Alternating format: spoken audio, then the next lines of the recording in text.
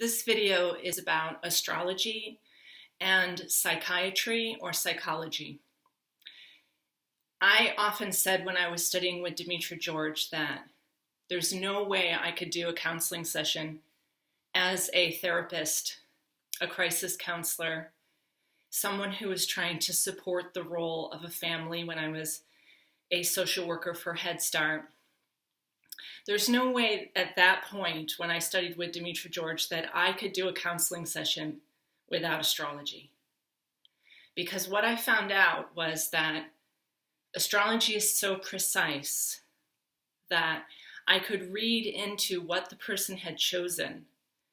And if I could make it conscious for them what they had chosen, then they could make a choice to continue down that path, which is often trauma, recreating the wound, not incorporating the shadow, and blaming it all on their parents. Did you hear that? So once I realized how accurate astrology was, if I could make it conscious what were the, quote, poisons and maltreatments, fall and detriment planets in the chart, I could support that person to realize what the unconscious patterning was or is, and to avoid those situations. So right now in the sky we have Mars in Libra about to make an exact square with Pluto in Capricorn. And I have a tree of life grid set up with candles, crystals, water, plants, tree, deer antler, all the different little life forms of animals on the planet in crystal. And mostly my heart goes out to those people who are suffering what feels like chronic depression, not knowing what to do with their life, an emptiness, a void. And I want to address that today in a chart that I use in my teaching videos at galacticshamanastrologers.net. And with it, the chart is my partner's chart.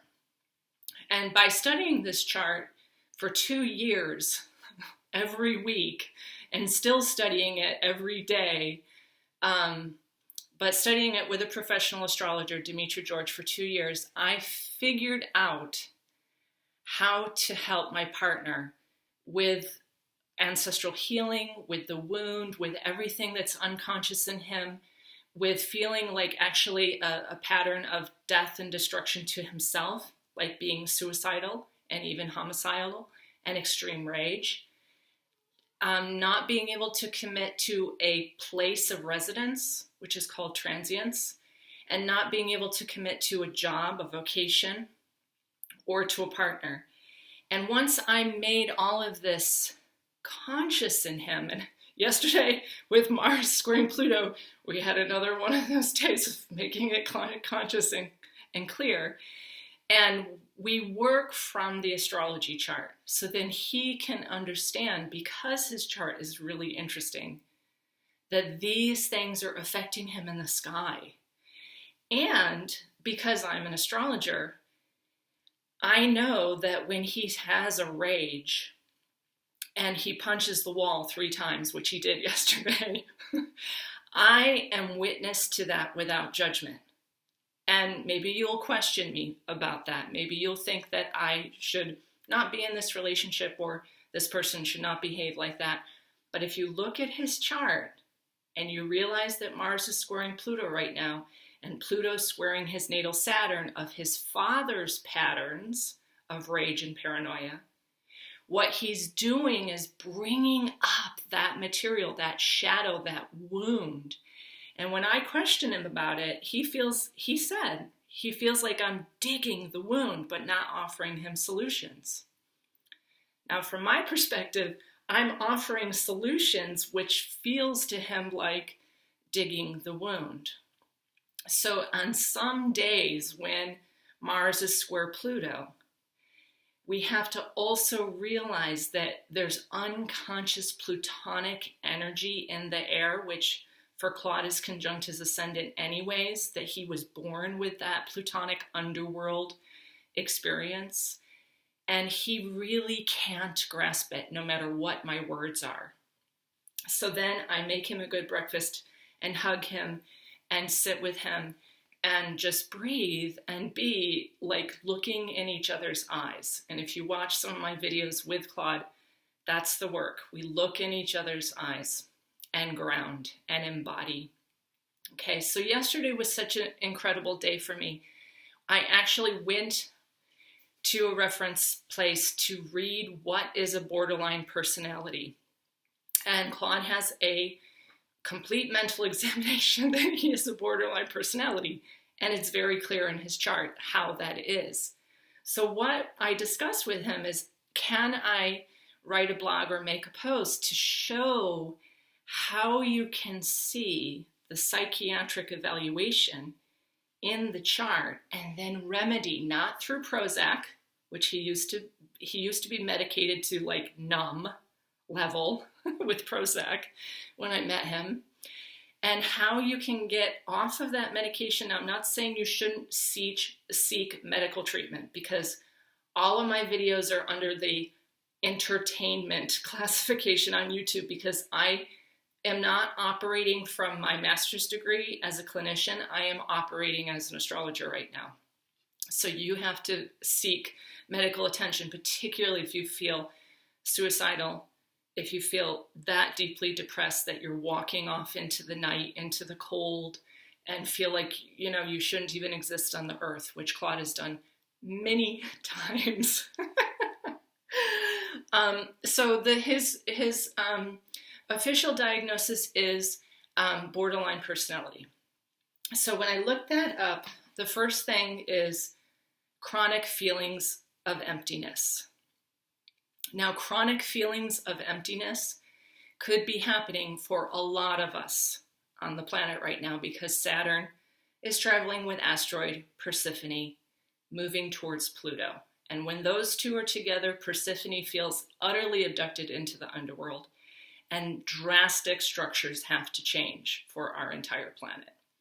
So the chronic feelings of emptiness can come from that, or it can come from, for instance, the children are all on screens virtually 15 to 20 hours a day because they do all their homework. They spend the whole day in school on screens, and that creates a beta wave that causes depression. And that is known, that was studied, that was announced by scientists and educators many years ago. And yet the agenda is, of course, to make a lot of dependent zombie-like people who don't know how to regulate themselves and feel utterly depressed. Now, that was a creation, okay, that was imposed upon us, which is why I have the Tree of Life lit behind me, and I'm holding that grid this entire year, right through January 12th of 2020, when we have the Saturn-Pluto conjunction. But that chronic feeling of emptiness is often filled with food that's not good for you, stress eating, masturbation, or sex that is not love, but just getting that dopamine rush. Like for men, it's a heroin response in their brain when they ejaculate. Applause or praise from others, which certainly is like, oh, I did something and everybody loves me and now everyone has applauded me. So there's almost like an addiction to getting other people to fill your void. And I would say that the chronic feelings of emptiness is now also filled by endless screen time, just like scrolling, dopamine rush, I found it. Hunter-gatherer, dopamine, I found it. So that's the way our society right now is filling that. And counselors are overbooked. Like the amount of children that are going to counseling right now is tremendous. Like so many children need help. They really do. And much of this is for children. When I'm telling you this today, if you understand your child's chart, you can help assist that child with their ascendant, the ruler of the ascendant, the transiting planets that are affecting their life force right now, without badgering, nitpicking, telling them that they should do better. It's all about understanding the chart. So I would love to see every clinician, counselor, psychologist, a psychiatrist also have the skills of astrology. Now, right now, you can study the 30 videos on my page, and whether it's accepted and approved by your clinical licensing, doesn't matter. You can do it outside of your clinical licensing like I do, okay? But I'm not practicing as a clinician right now. I am just purely an astrologer.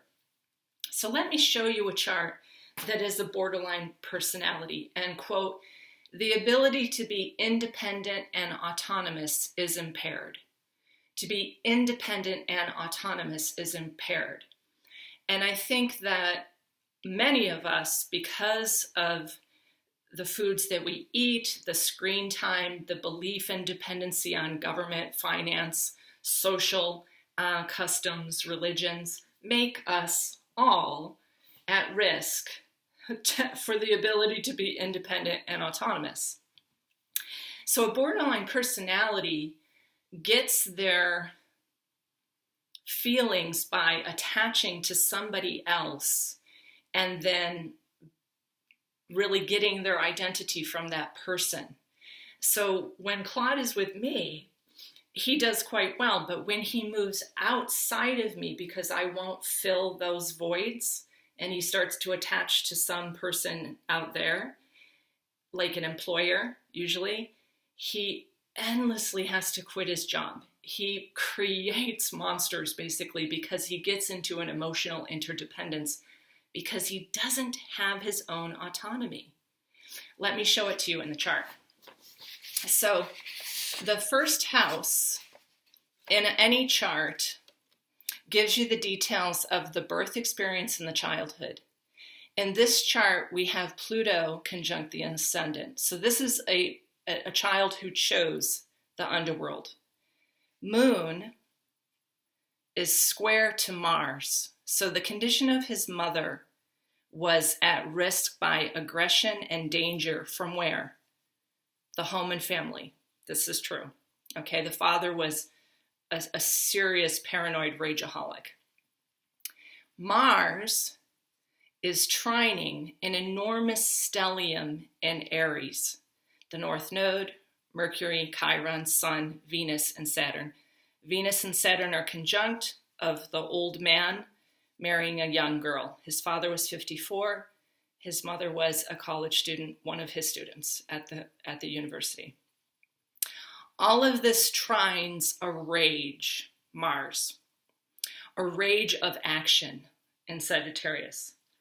But what's happening in this chart is the first house is not configured to the 8th house. And the 8th house topics, because it does not make a geometric aspect in whole signs, the 8th house topics are death, debt, and dissolution, basically, or dissolving into the dimensions and being basically disassociated from your body. So all of these planets in the 8th house cannot be seen by his first house, the life force. He has no idea of all this unconscious behavior. In fact, when it comes up, because Mars is trining it, it comes up as a rage because he doesn't know that he did that. He doesn't know that he engaged that way. He does not know that was inappropriate. And one of the things that Claude knows is that of the many friends that I've ever had here, virtually all of the women he engages with inappropriately. He hugs them, he astrally connects with them, and he basically has a bizarre emotional feeding off of the women that I bring, have been my friends and come to the house. He's really aware of that, but he can't remember all the time when the unconscious behavior sneaks out. So he'll do the same thing with the clerk down at the general store or the librarian or someone that he's working with. And this emotional exchange starts to create a woo-woo psychic connection. Because Pluto's at his ascendant, he basically can abduct magnetically anything into those realms of the underworld. So he is like Pluto the abductor, None of my friends don't realize this. So because I'm swift and I have a huge cosmic consciousness, and I've created this agreement with Claude, because the one thing I'm doing on this planet is to restore the love between man and woman. I know that his Saturn, that Saturn that I told you about in the 8th house, which represents his father, is in a fall in Aries. It does not have any boundaries. It does not know how to build fences. It does not know how to separate itself and be the lord of its own estate. Therefore, borderline personality. His Saturn is conjunct my descendant, where I have the asteroid Lucifer. So I know when I studied with Demetra, like, I came in with Eros, the god of love, conjunct my ascendant, to restore that love between man and woman, even those ones who were borderline personalities and Luciferian type of behaviors. Oh, yes. So then I have to look at myself. I have Chiron in the 7th house. I attract those wounded partners. My Venus is, this is a 2nd level astrology, but has 3 marks against it by hemisphere bisect. And because it's a day and night chart, it's too close to the sun, and it's a morning star. So I know that I am not going to bring in lovers and partners who are like whole and capable and noble and keeping jobs and not having debt. I know because of my chart that I have agreed to restore this love between man and woman. And you can watch my videos to understand this more. Any video where I'm with Claude is a really potent video because you get to see him. Now, the other thing about Aries and having 5 planets in Aries is the impulsive, risky, and self-destructive behaviors. And so from an astrological perspective, I would look at this and say, you have an unconscious tendency toward these impulsive and risky behaviors, and to make that more conscious before you harm yourself or others. So that's been really important, because I always felt like he has this unconscious death wish. Like, he does not know he's going to create dangerous situations. So I had to keep showing him, like, that right there, what that just happened, you were doing an impulsive, risky behavior that could have caused your death. In previous lives, because of all those planets in Aries, basically the energy was that he lived very short and Martian, warlike existences. And he still has that. And like last night he was going on about, like, he's going to die and it's going to be fast. And, you know, that actually is in the chart with Mars trining that whole stellium. But you don't have to live that poison if you can make it conscious. You can acknowledge that you have a very fast, risky, impulsive, and dangerous rage factor that comes up out of your body. And once you and your partner understand that, or you and a co-parent who has a child who has a chart like this understand that, then you will do what you can to give them tools and techniques so that they have a place to channel that rage and that risky behavior. Like, maybe they want to do karate, or they want to do something very athletic that requires a lot of concentration. So Claude does tennis, and he can whack those balls rather than punch the wall, okay? And you want to understand that, because to put a person like this on Prozac, which is happening en masse right now for adults and children, is to put them at risk to go deeper into not feeling anything and having no consciousness about their actions whatsoever. And that creates a very dangerous person on a day when Mars is square Pluto, which is happening right now. So the other description of a borderline personality is sabotaging success by suddenly quitting jobs or ending positive relationships. Absolutely. Yes, that's happening for a lot of people on the planet right now, because I actually would say that this whole list so far, Classifies probably a good percentage of the population right now. So not being able to stay in a relationship, not being able to stick to a task, not being able to continue with employers because you did not have a formal boundary or a good fence or your own sovereignty. So you got emotionally interdependent with an employer, which is never going to go well. Like, I'm wearing my company shirt right now because I'm going off to teach after this.